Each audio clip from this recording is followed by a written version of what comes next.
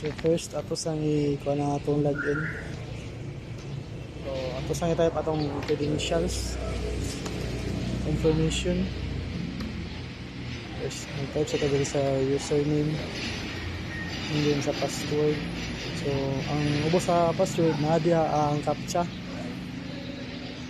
Type na to ang captcha number. So dili ta maka-input o dili ta makapadayon sa login kung dili na to sakto og type ang captcha. So sa sulod na tayo backup. So click na tong backup. Automatic na siya download. So ano siya? Automatic siya ma-download na ng backup. At kung ibalik kung tanawon ang iyahang time na mapalong siya.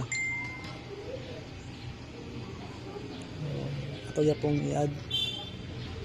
Then ato pong i-try kung nidayon ba siya o hindi ni mamatay pa ang captcha.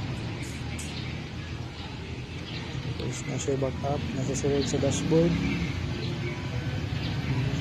Type outro. So admin.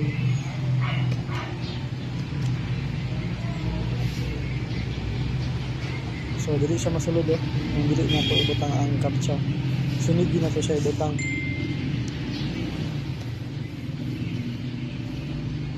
Login and then balik ta.